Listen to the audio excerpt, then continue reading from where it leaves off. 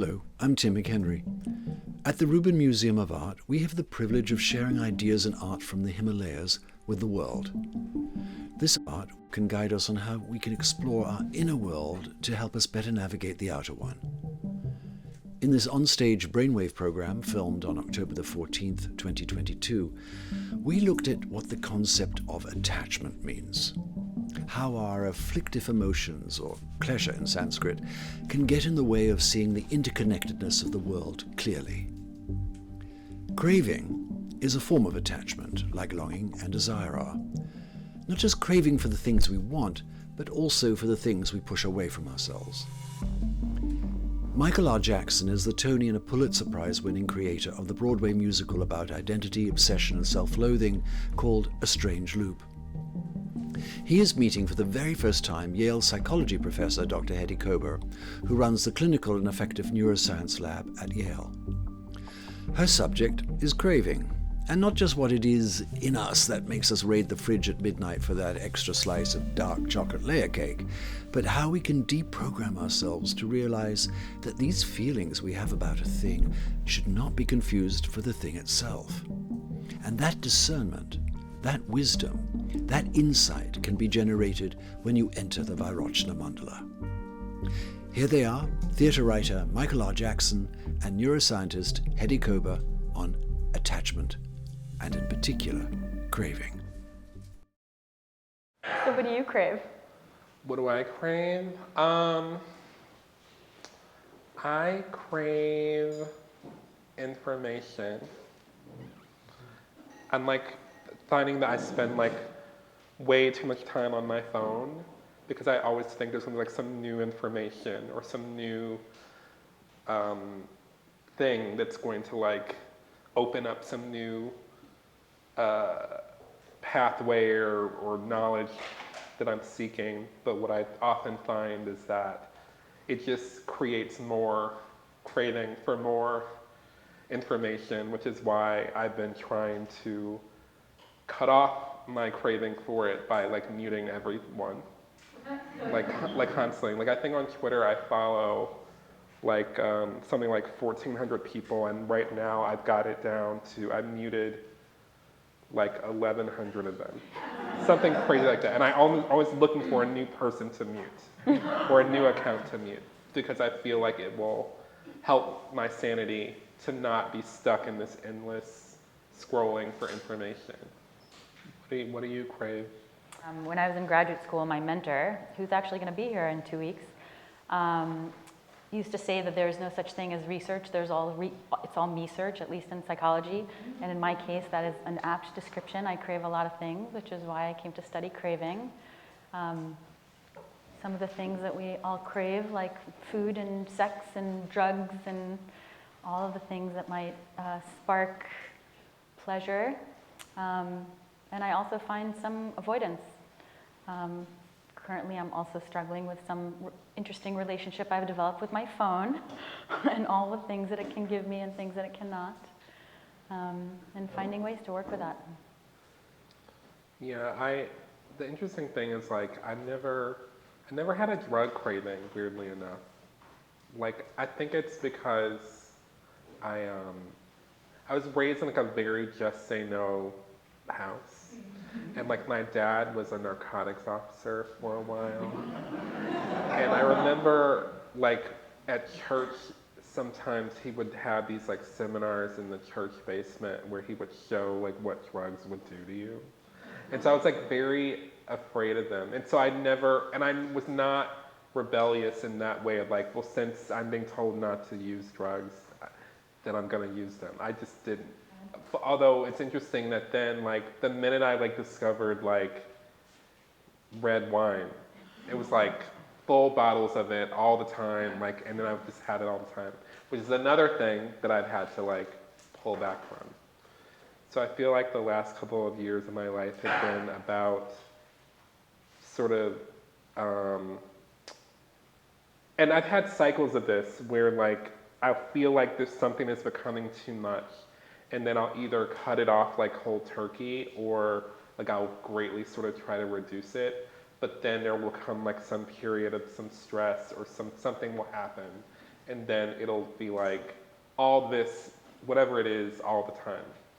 And so I've been really sort of thinking a lot about, or questioning like what that pattern is, and is it because I'm just sort of yo-yoing back, or is it because of the thing itself? Is it because, you know, I just have an innate pattern? Like, I don't know what the answer to that is, but it's been something I've been curious about. So have I.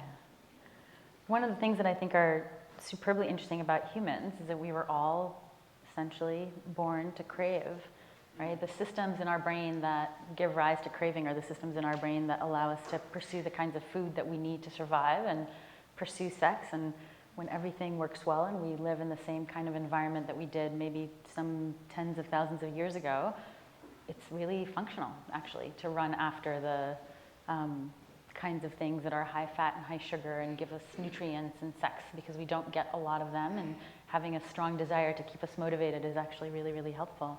And to have the kind of wise mind really to even know what are the kinds of things that we should pursue was really useful. Unfortunately, the same kind of mechanisms that allow us to learn about those things now allow us to seek them in a much greater intensity in a world where everything is available and probably too much. And so what I'm actually hearing from you is that not only are you just behaving like a human should, quote unquote, is designed to, but that you also have tremendous powers to modulate your behavior. I'm hearing that you've actually been quite successful cutting yourself off. All right, so then there's the sex part, which I've never been like a big, I don't think I have like a low sex drive, but like I've never been like a much of a hunter-gatherer, let's put it that way. But I think the thing I started to learn, and I think most of this has happened as I've gotten older, because when I was in my 20s, also, I think my relationship to any of these cravings was also coming from external forces, saying that this is what you should want, and this is what you should do. And so I was, particularly coming out as gay, like, the first thing that I learned is that I was supposed to be having lots of sex. Even if I didn't really want to, or if the sex I wanted to be having in my heart of hearts was connected to like a more emotional thing. And it took me like many, many years of like, of battling back and forth of like, okay, I'm gonna do what I'm supposed to do because I'm gay, even though it makes me miserable. And then feeling bad about not doing well with it because I'm not a hunter-gatherer. And then like trying to accept that like whatever my own sort of setting is okay. And so, but then of course, there's still constant like outside feedback, which is where then pornography fills the void. And so then that's been this difficult thing, because then that then gives you lots of negative self-images and or distorted self-images, which then also reinforce the idea that you need to be out there doing something, especially what they do, which is this thing that I'm like still struggle with on some level, at least in my mind, even as I've gotten older and have gotten a little bit more perspective on who I am and being okay with not being a hunter-gatherer. And, but it's like, it's a head trip, because it's always like a little bit like that, you know? And my natural inclination is always to sort of inquire and to sort of wonder, why do I have this? And like, can I stop it? Or should I stop it? Or is there a moderate way of doing it? Or, and I don't know the answer to that, but I'm much better about it now than I was in my 20s, so thank God for that. Or even my 30s. I mean, who am I kidding? Like, it took me until I was like 38 years old to like really sort of get a handle on anything.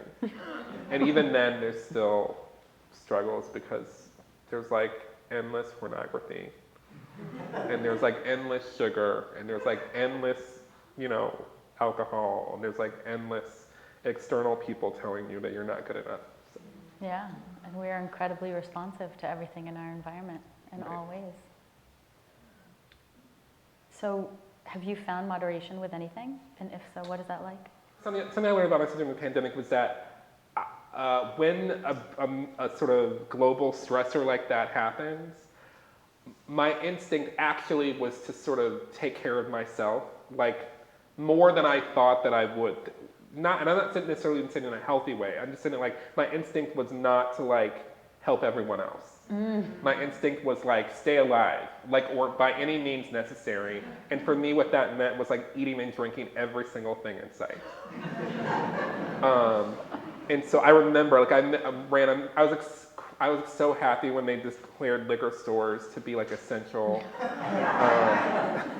I like went out and bought like a giant case of like every alcohol that I could like find, and I like bought all the food that I could get my hands on. And I just ate and ate. But then I started to realize, if I keep doing this, especially not knowing when any sort of end is in sight, I'm going to be carried out of my apartment at some point. So I definitely had to pull back from that because like I didn't want to, become diabetic or anything like that. I had a history of that in my family. So I definitely pulled back. And I've also found like at literally getting older, my body is like sending these signals of like, you can't do this the way you used to do it. So I had to like pull back. And I think working with a nutrition coach helps me be able to identify what those signals were. So that's like one area. But it's still tricky because the more you focus on things like that, because I also have like this history of like dieting. And like I had this one period in my life where I lost like 90 pounds. Wow. But like I lost that 90 pounds because I was doing Weight Watchers at work at a job that I was working like 18 hours a day. So all I could do was like work and diet. And then I was like, yay, I lost 90 pounds. And then I lost that job and then I gained 90 pounds again. So it's an interesting thing about moderation and because how much of that was really just me and how much of it was just my circumstances that made it so that I could just be a hamster wheel, sort of running to lose the weight. Yeah. And so today, what do you do when the craving hits? I try to replace the unhealthy craving with something else that I know is going to be satisfying. And I started to identify what those things are because like, it's not like I'm not one of those people who like doesn't like vegetables or anything like that. But like I found like, there's actually certain things I really do like a lot more than I thought, and it's easy to make it or to eat it or to whatever. And also like setting certain rules for myself is really helpful, like trying to have like a bedtime, not eating after a certain hour, that sort of thing. Trying to move in regular intervals, things like that I found have helped me self-regulate in ways that I found helpful. It sounds like it's regulating your behavior, not necessarily the craving itself. It's true, but it's also just this getting older thing. Like they don't tell you, like when you're younger, that like when you get older, just like you suddenly sometimes you have a shift in your mind about like what you can and can't do and like what is and what isn't going to work for you. I always say that life is short and life is long, and because of that, I don't. There's certain things I just take less for granted than I would have before, and so it makes it easier in some ways to moderate because who knows what tomorrow will bring. So you've developed some wisdom. God, I hope so. Do you find that people tend to have, that people tend to have the same cravings and the same relationship to their cravings, or there are patterns that are sort of global or national or communal patterns that we all have? Yeah, so I would say that I can't speak completely as confidently about all nations, all cultures. I certainly can say that what we know from the science is that most people crave some set of things pretty consistently. People for whom alcohol can be a part of their life often crave alcohol, at least sometimes under some circumstances. In epidemiological studies, between 98 and 100% of people say that they crave some forms of food sometimes. This should surprise none of you. And people often have a relationship that is craving-like with things that they either have experienced previously and experienced some pleasure for, some pleasure with, that they have enjoyed, that they found rewarding, or things that they imagine will be rewarding. If I have this, I'll feel better. If I don't have it, I'll feel worse, which is how we can crave things that we've actually never experienced before, like fame is something that we brought up earlier. We might, people sometimes crave things that they've never had and don't know that they'll find rewarding, but that they imagine that they will, or that they think other people find rewarding. There's also, of course, a physiological component, right? If it's with food, you guys can all relate to feeling that slight feeling of salivation, right? Food companies know this. That's why they made food commercials and food ads. But also other kinds of parts in our body, our heart starts beating a little bit more quickly. Sometimes we get our palms get a little sweaty. And of course, a motivational component, which is associated with the impetus to act on these thoughts and feelings. And that's pretty universal. Those components tend to be experienced by most people when they think about craving. There's something that I don't know if anyone else relates to this, but something that and maybe it's physiological or psychological or whatever, but like, there were moments when like I would, like sort of in my younger years, when I would like eat something that was like truly, truly bad for me, and then I would feel bad, and then I would think that like I deserved to feel bad, and then the answer to that was to do it again. Because if I did this bad thing the first time, I might as well do it again, because I can't do the good thing. And I wonder if there's like a psychological thing to that. Our brain is really trained to take things that are what we call reinforcing and get more of them and go, ooh, I want more of that. Yeah, I mean, and even just sort of reflecting on like how, as a kid, I've always sort of struggled with weight, like since I was a child, and like something would happen is that like I would eat and I would gain weight, and then like people in my life would like call me names, or like even little nicknames like Big Guy, which I like hate, is my most hated like nickname of all time. But then I would feel like that was then part of my identity that I could never escape. And like I remember there were all these years I would go home for like Thanksgiving or something, and then the first thing that like my family would say is like, "Wow, you gained weight." And I'm like, "Yeah," and they're like, "Here, do you want to eat this piece of pie and this cake and this?" And they didn't want to feed me all this food while at the same time telling me how fat I was. And like it just creates like this strange little complex, and like and I think craving sort of fit really inside of that, because it is a self-fulfilling prophecy and an external fulfilling prophecy, because everyone in your life is sort of telling you this thing.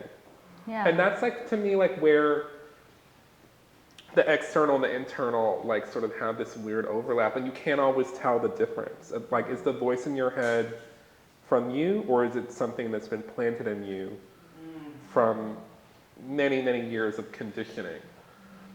And that's the thing, especially with my musical Strange Loop, that I think I've spent many years trying to sort of like dramatize that, of like, where do the thoughts begin and end, like internally and externally.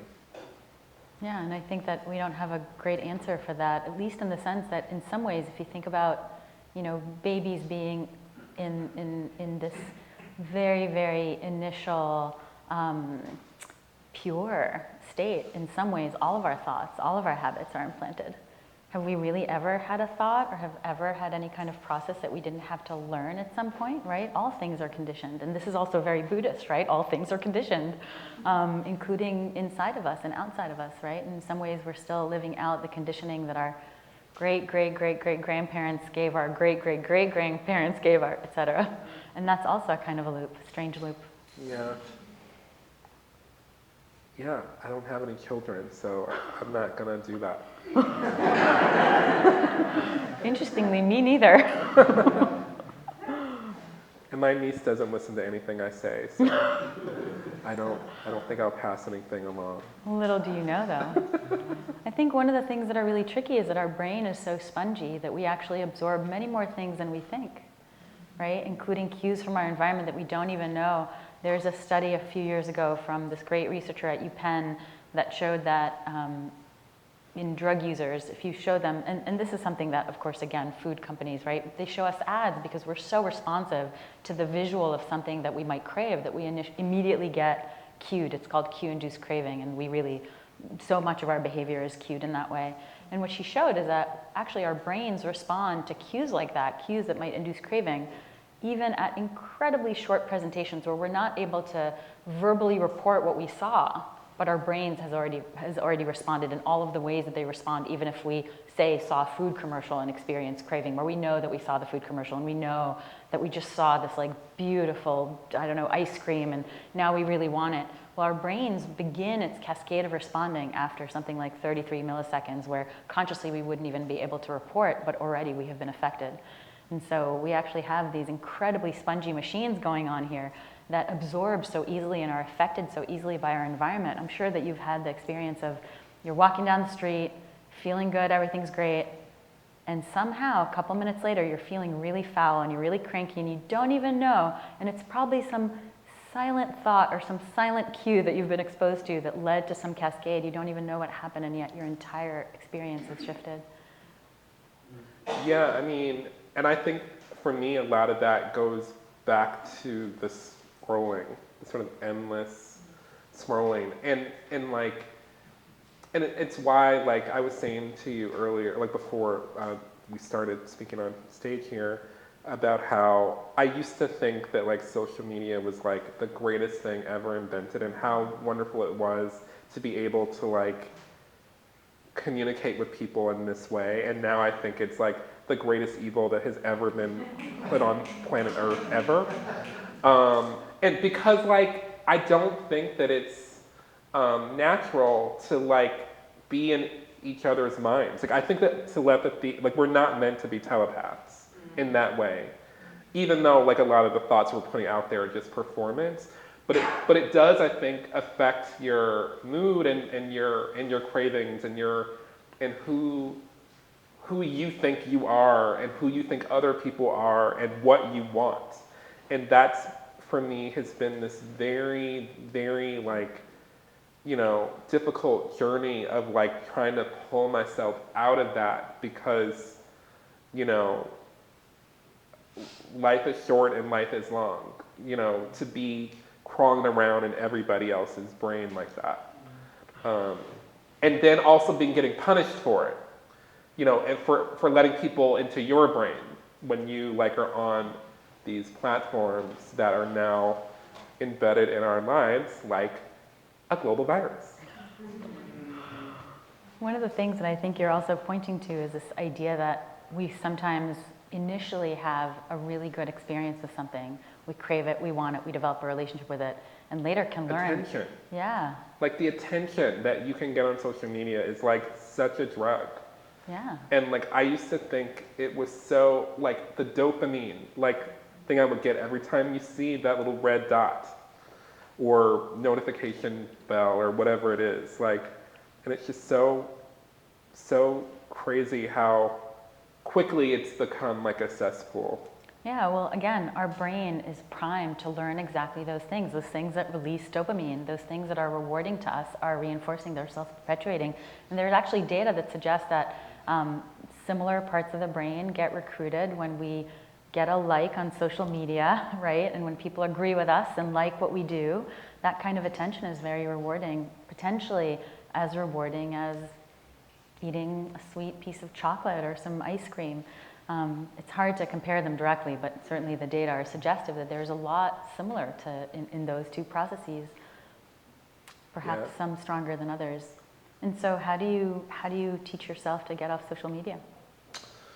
Well, I had this interesting experience of, I was in St. Lucia like 2 days ago, and while I was there, I dropped my phone, and like dirt got in the charger, and so then I couldn't charge it, so then my phone died, And so I literally couldn't be on it, and it was great.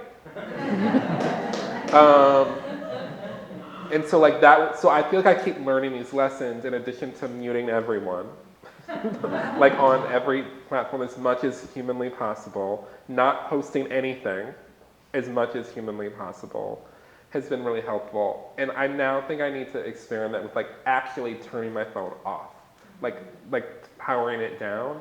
I'm trying to like figure out how to get back into what I did as a teenager, which is that I used to read before bed. And I'm trying to do it now, and I'm finding that it's very difficult now because my attention span has been so stolen by this horrible device and its evil minions inside of it, that like it's gonna be a real process of like trying to replace it with this thing that I actually love doing, which is reading, which is weirdly giving me the same information but in a more structured way than what I would get by like reading everybody's like evil thoughts online, including my own, my own evil thoughts. Well, one invitation is actually to maybe expand the set of options from I have to either beat it or use it all the time to some broader context in which you develop a healthy relationship with it. Can you imagine what that might be like? I can't. I think it's evil. But that's also, I have a very, I will confess that and this is something that my nutrition coach and I actually do work with food, which I think expands to all my other cravings. I have a very all or nothing kind of personality, which often leads to failure, many, many times in many, many ways in my life. And so I do know that particular all or nothing thing is not serving me. Yeah. So what you're saying is right, even though I am saying fuck you about it. Because you're right. That's why I'm saying it. It's not because you're wrong. But I think I just don't know what the healthy relationship is yet. I don't know how to model what that healthy relationship looks like for me. And so I think I just have to keep working on what that is, which I do think that muting everybody is a start. That's part of it, because it makes me actually look at it less, even though it's still a constant presence in my life. And I think that using the parallel to food is a really good one, because food is certainly something that a lot of people have a really complicated, often unhealthy, unhelpful relationship with, and yet we can't really cut it out, right? We can't not play the game, we have to. And so that's one context in which we have to develop a healthy relationship. And what would it look like to actually take some of those principles, right? So for example, not buying junk food is a little bit like not having so many people and their notices pop up on your feed, right? That's a little bit like not bringing Doritos into your house. That's true. And I don't have Doritos in my house. That's one good thing. And I don't, because my weakness is cookies, and I used to always have cookies around the house, and now I never have cookies around the house, which is good. So it can be done. Yeah, so but some people those are digital cookies, which they're always trying to make you accept. Do you accept all the cookies? Because they want the thing to always show up, when you're in your menu bar. Anyway. It's a good metaphor. Bad. God, it's so evil. These tech overlords, they need to be strung up and shot. I hate them. In the last few years, many of my scientist friends and I have come into the realization that it's highly likely that they have made better use of our own science than we do, in the sense that they've learned all the principles and now they're using them against us, including, for example, figuring out how to make your phone reinforce you really well, right? Send you, so we know, for example, any species from rodents to humans responds best, learns the best, when we give them intermittent reinforcement. So if you, for example, you take a rat or a mouse and you give them a lever, and every time they press the lever, they get some alcohol or another kind of drug, they will learn to press to get the drug. However, if you only give it to them every, 10 to 25 times at random time intervals, they will start pressing a lot more, a lot stronger, and it will be much harder to get them to stop. And so our phones do exactly that. Have you ever noticed? They do little beeps at different times. They let us know about different things. My phone certainly also has recently been giving me new kinds of notices about new kinds of things. And so they're really using a lot of this profound knowledge that we have about learning in the brain to get us to get hooked. So craving in itself, I don't think of it as anything bad at all. I think craving moves us, again, towards all of the useful behaviors we have to do, like feed ourselves and take care of loved ones, and move us towards things that we think are important in life. Craving, especially if we kind of take a step back and think about craving in the broader sense, right? Craving is really any kind of internal movement towards or away, right? And in that kind of context, of course, we need craving, we need motivation to do lots of things. And certainly if you were, say, a long time ago, living in the savannah, your craving for sweet berries would need to move you many, many days until you found, the rock behind which is the path, behind which is the tree, behind which is the berry bush that once a year gives these beautiful berries that you really, really want. And thinking about them and really encoding the entire path that would take you there is incredibly important. I think that the place where, as humans, we really run into what we might call a little bit of trouble is when we start wanting things that might be good for us in the moment, good for us in the short term, and really damaging in the long term, where the math, the global math might not really make sense for our well-being, but in the immediate moment, it still creates that learning that goes, I want more of that. And so, of course, it's important to think about craving as something that is far broader and not always bad. In fact, I would say that craving very often can be really good. We just need to learn to use it for the forces of good and not the forces of evil inside us, of course.